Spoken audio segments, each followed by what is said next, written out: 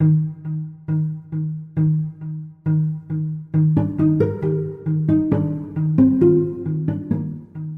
end of the season is an exciting time for academy players. Elusive playing time becomes more available, and clubs look more towards the future. Roy Hodgson is going to take this opportunity to hand out a senior debut to 20-year-old defender Tariq Mitchell. But for the academies of Burnley, Leeds and Crystal Palace, the end of this season was doubly important. That's because each club was waiting to find out if they would become a Category 1 academy, a goal each had pursued for many years. But those clubs aren't alone in investing in their academies. In fact, they're just the tip of the iceberg. Just in the Premier League alone, around half of clubs are planning a new training ground or making major renovations to their current ones. Today, we explain why Premier League clubs are investing so heavily in their academies and what it might mean for the future of British football.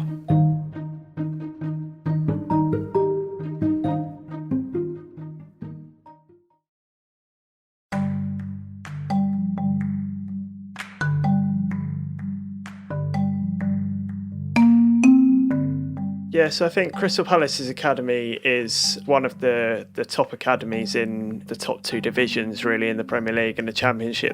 Matt Woosnam covers Crystal Palace for The Athletic.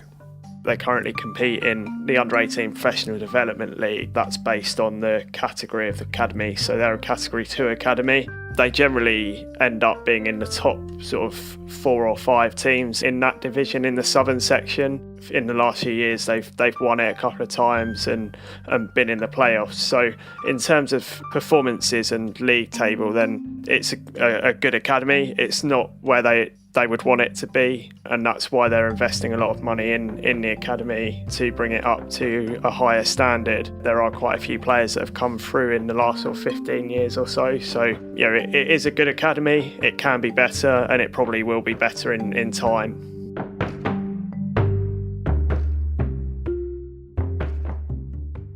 You talk about some players who have come through. Who are some of those guys? Yeah, so the most well-known is probably Wilfried Zaha, of course. I'm Wilf Zaha and I was made local in Croydon. I'm proud to be from here and I'm glad that I'm still here because it's like I've reached my dream. I've managed to become a professional footballer and I'm still in the area where I made it. You know, joined at the age of 8 from Whitehorse Wanderers, progressed through the academy several times where, to be honest, he wasn't really a standout player until he was about 18, a second-year scholar. Game against Newcastle in the FA Youth Cup, he was fantastic. And then he sort of trajectory went rapidly up. You've also got Aaron Wan-Bissaka, who was sold to Manchester United last August for £45 million, rising to £50 million. He's been, fantastic, certainly recently for Manchester United. And you've got players like Jonathan Williams, Wales international. Nathaniel Klein, the right back, has played for England, just been released by Liverpool, but he's had some difficult time with injury. But those are the sorts of well-known players that have come through Palace Academy, really. Yeah, so there's been a lot of news recently with the Palace Academy. Back in March, they were given permission for a redevelopment project. Can you explain that project in a little bit more detail? So the Academy redevelopment project is going to cost around £20 million, and it is basically to bring up to spec the facilities to become a Category 1 academy. So 3G pitch, indoor pitch, and then things that complement the first team as well. So Desso pitch with undersoil heating, so we don't have to use the stadium when things are frozen. So the main thing for us is to really improve the care and helping the boys grow and develop as people, which will help them improve as footballers and give them a greater chance to succeed. And the facilities that we'll be able to... They were recently granted Category 1 status for next season. That's the highest category you can be. The purpose of that is to hopefully retain the best players that they have. The better the facilities, the better coaching, the more likely they are to keep the best players. But the most important thing is the games programme, as it's called. So they'll now play in the Under-18 Premier League against the likes of Chelsea, Liverpool, Manchester City, Derby, who have got a very good academy themselves. There's a lot of good teams and they'll be playing against the most elite players. So the idea is that if those players will play in those games against better players, they will develop quicker, they'll develop better, they'll reach their potential. You can encourage players who are better to come to the academy first of all, and then when they are at the academy, you're more likely to keep them. So they're redeveloping the site that they've got, which used to be Goals in Beckenham, which is about 5-minute walk from the main training ground, the first team. They're building an indoor dome, which is going to be the largest, I think, in the country, and they're going to have show pitches and things like that. But the idea is that the facilities are up to scratch. So, bring in maybe more coaches, better qualified, to supplement the ones that are already there, and basically, keep and develop the best players that they can. So it's interesting. It's not just a recruitment tool to better recruit in South London, but it's also a way to retain those players.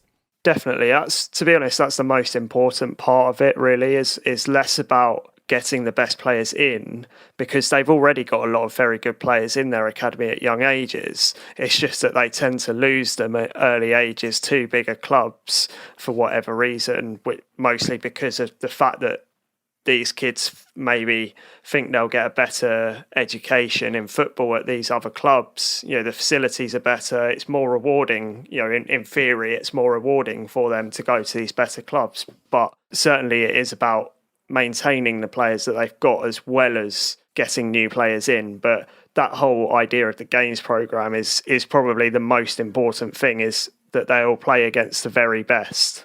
You mentioned that it was £20 million that they were sinking into this redevelopment. Can you put that into perspective? How much have they been investing in the academy, over the last decade? So I think for sort of a Category 2 club, I think it's somewhere in the region of 1.5 to 2 million, something like that. I think it's under £2 million that you actually are mandated to spend by, I think it's the Premier League. You have to spend that much money to get that category, but I suspect that they have probably spent more than that on certain things like the pitches, for example. The problem with the site at the moment is drainage. There's a sort of river that flows almost underground at the bottom, so drainage is a problem. So every year they rip up the pitches. I think they spent several £100,000 on the pitches, for example. So there's lots of things that money goes towards, but they spend a decent amount. I mean, they've certainly improved the facility since they first took over the site, which I think it was in 2014 or 2015. It was quite run down. It wasn't very good. The building is a listed building, so there was only a certain amount they could do. They would need to get planning permission, etc. But now all of that is sorted, and they're redeveloping it with that £20 million investment. So is this something that they've prioritized more in the last couple of years versus maybe in the 2000s and 1990s? Yeah, it is definitely. I think in the last sort of 2 years or so, they've really gone for this and really made it a priority. Steve Parish, the chairman, clearly wants to leave a good legacy as chairman. There's no suggestion that he might be leaving, for example, but if he does and when he does, in whenever that may be, he certainly wants to leave a legacy. When they got promoted in 2013, in the summer of 2013 to the Premier League, the focus was on maintaining their status in the Premier League, which meant focusing on the first team rather than the academy. They had never stayed in the Premier League beyond one season prior to this, and now they're 7 years into the Premier League. So they've realised that they now need, with an ageing squad, and with the success of likes of Aaron Wan-Bissaka and Wilfried Zaha, they realise that the academy is a very important part of the club, and it's got great potential to help the club push on in the future. Do they also kind of see it as a way of competing with some of the top clubs in the country, maybe in like a more sustainable way? Because, of course, they don't have the money that some of the top clubs do. Definitely. Sustainability is absolutely vital for clubs like Palace. Even with FFP perhaps not being quite as significant as it was, certainly Palace aren't the sort of club that where the owners can just pump in money anyway. So sustainability is crucial. Palace have got quite a few players on significant wages who are getting on in age and whose performances have declined, the likes of Mamadou Sakho and Christian Benteke particularly. And so they need to look towards younger players to improve and to become more sustainable and to start challenging in the Premier League. And I think that's part of the idea, is that they will bring players through. And what people also kind of forget is that not everyone's going to be that good, not everyone's going to make it, but some of these players will play League One, League Two or Championship, and you can raise significant funds from those players. I mean, Palace turned down a bid of several £1 million. I think it was £1 million for Soleil Kaikai at one point from Brentford, and unfortunately in the end he was released, but they could have raised some money from that, for example. And selling players who have come through your academy is another way of making money and being sustainable. I mean, you look at Chelsea, for example, it's an extreme example, but selling players from your academy is a way of being sustainable, as well as bringing them through on lower wages, the ones that do make it.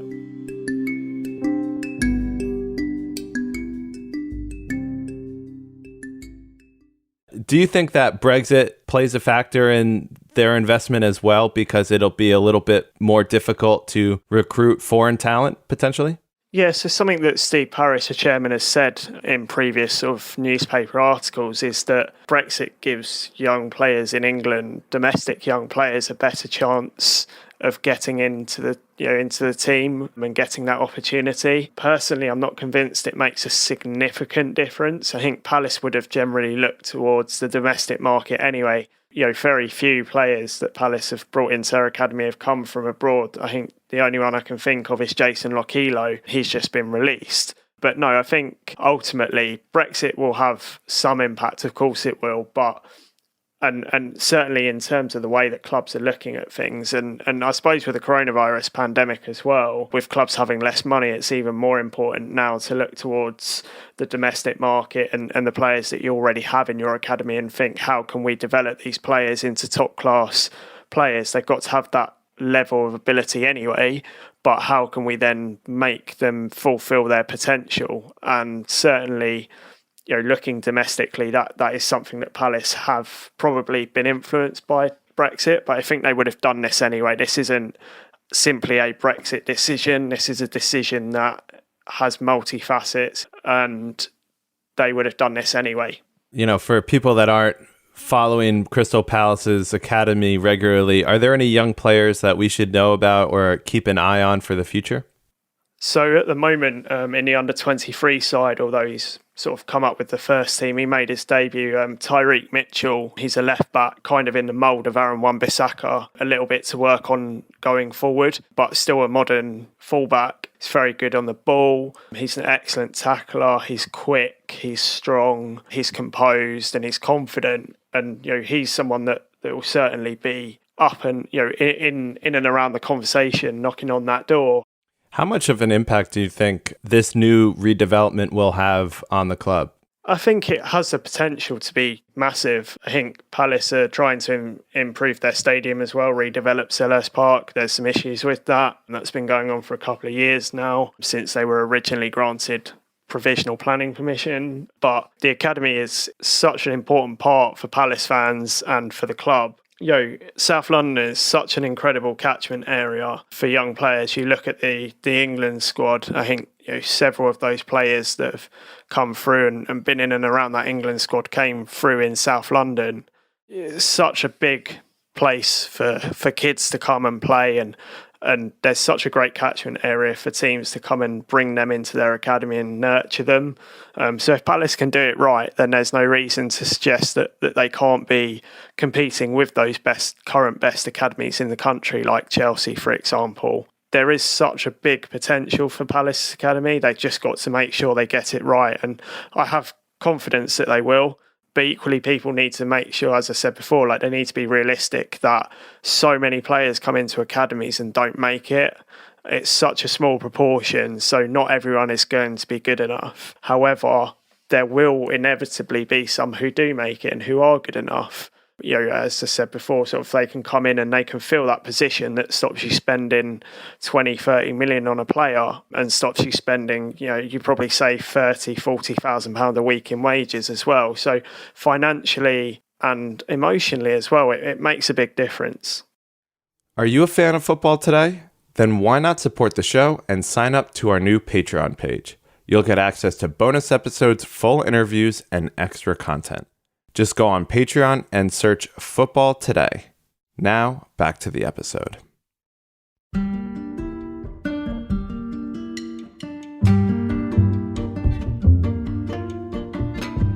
But if we want to understand where this investment begins, we have to go back to 2011. Back then, the Premier League, EFL, and Football Association collaborated and agreed on a new strategy called the Elite Player Performance Plan. So the background to it was some poor performances at tournament level by the national team and disappointing level performances by the age group teams as well. Simon Austin is the director and founder of Training Ground Guru, a website that focuses on the teams behind the teams in professional football.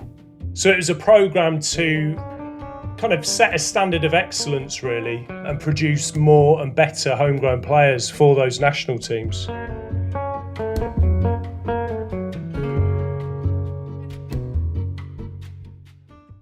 So a little over a week ago, Leeds, Burnley, and Crystal Palace joined 24 other clubs in Category 1. And in EPPP, there's a total of 4 categories. Can you explain for the audience what the different factors are that separate these categories?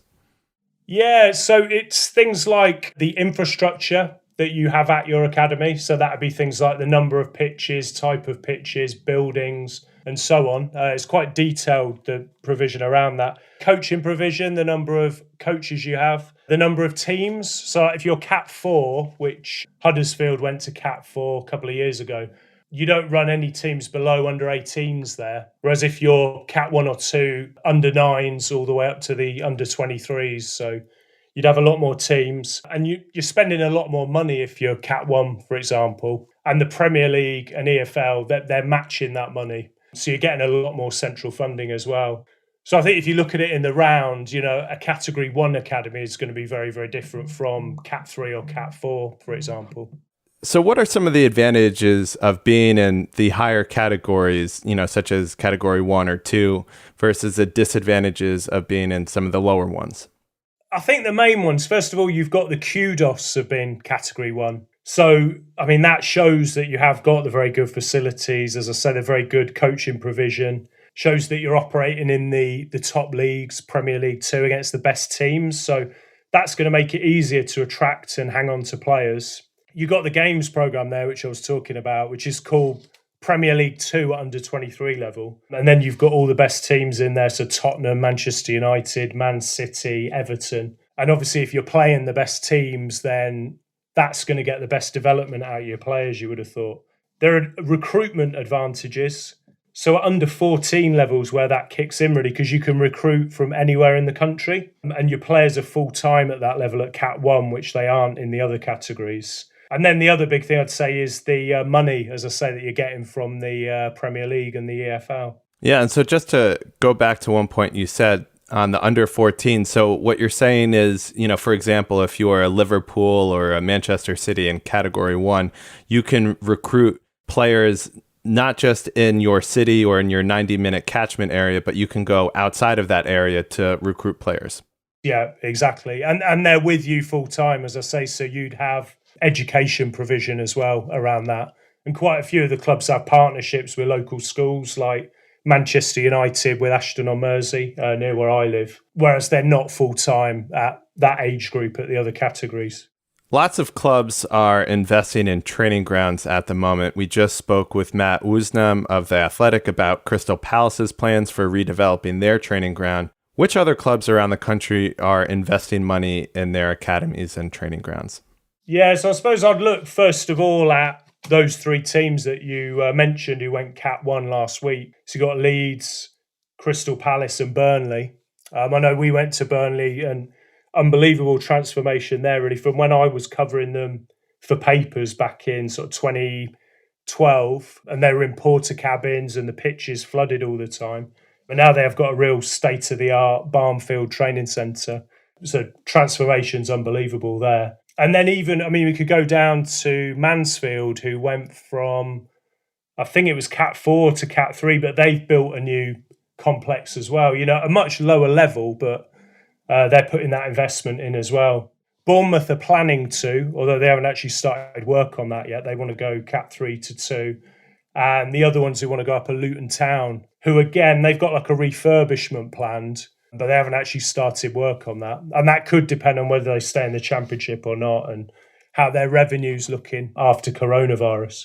Yeah, and there are, plenty of teams around the country, kind of in that mold trying to redevelop. And just to give an example, Leicester are spending a huge amount. They're spending £100 million on their new training ground. Why do you think all of these clubs are pumping so much money into their academies? Well, there does seem to have been a bit of a change of kind of culture, I think, within the Premier League in particular. Even since I started Training Ground Guru, I think there is a much bigger focus on homegrown players now. And it's seen as very appealing and very cost effective to be bringing homegrown players into your first team. We've seen that at clubs like Chelsea. And it's going to become even more important, I think, with Brexit and with, as I say, revenue maybe under pressure because of coronavirus. So that, there has been quite a big change. And like a club like Burnley, they're seeing, I think, that rather than putting the Premier League money into wages and transfers of foreign players, say, it makes more sense to put it into your infrastructure. And then it's longer lasting. You're going to get more value from it. Do you think also that this rise in money spent on academies can also kind of be attributed to the rise of TV money in recent years in the Premier League? Yeah, I think so. But it's just a decision that they want to put more of that money into academies and infrastructure, whereas more in the past it would all go on wages and transfer fees, really. So I think clubs are starting to take a bit of a longer term view now. And I think that is behind this transformation, really.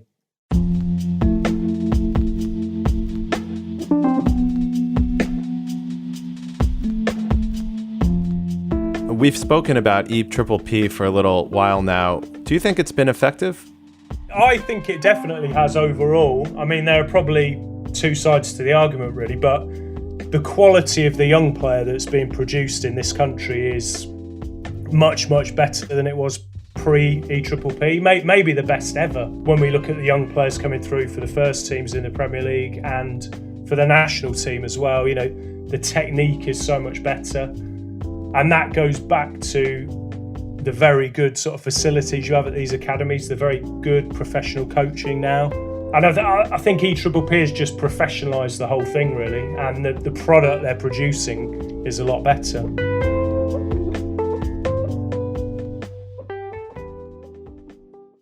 You mentioned how we're kind of having a rise in talent in England right now. We have Marcus Rashford, Phil Foden, Trent Alexander-Arnold, Jadon Sancho. The list goes on. How much credit of that should go to EPPP?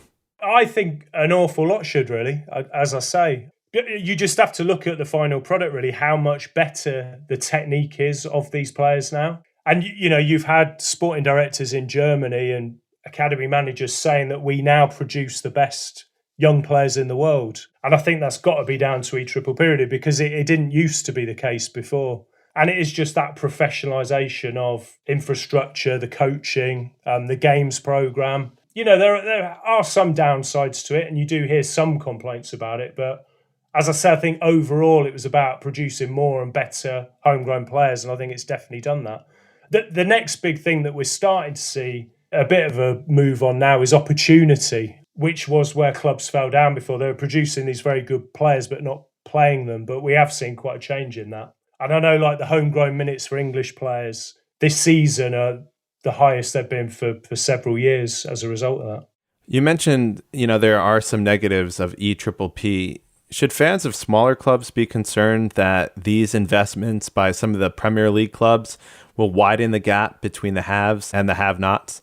Yeah, I think that is a concern, definitely. And probably the biggest complaint you hear is about very good players being cherry-picked by the club when they're able to, basically. So I know Marcus Evans at Ipswich complained about that last year because he lost quite a few players, I think including to Man City. And the compensation is stipulated in EPPP, but a lot of clubs feel that it doesn't reflect the true value of these players and the work that's been put into them. And because of that, it means the big clubs do just often cherry-pick the best young players. So if you're not in that category one, you are vulnerable to that. And that's why I guess we've seen some clubs, like I say, Brentford scrapping their academy, Huddersfield going Cat 4, Salford we've seen recently.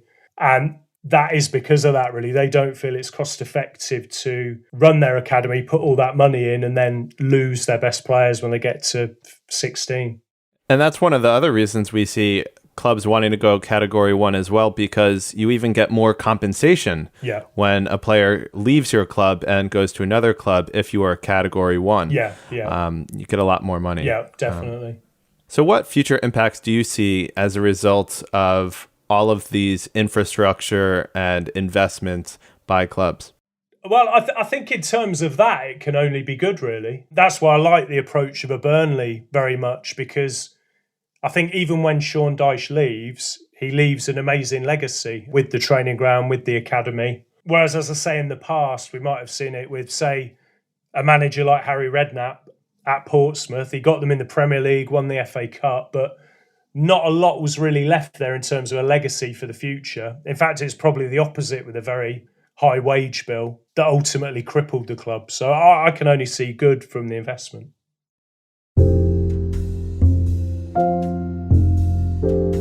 For more coverage of Crystal Palace, you can follow Matt Woosnam in The Athletic. Simon Austin is the director and founder of the website Training Ground Guru, and he is my co-host on the Training Ground Guru podcast. This episode was produced by John McKenzie. I'm Josh Schneider-Weiler, and thanks for listening to Football Today. And before you go, if you're a fan of the show and would like to support us, please sign up to our Patreon page, where you'll get access to bonus episodes and extra content. And if you can't spare the cash, please tell a friend instead. Thanks for joining us, and we'll see you next time.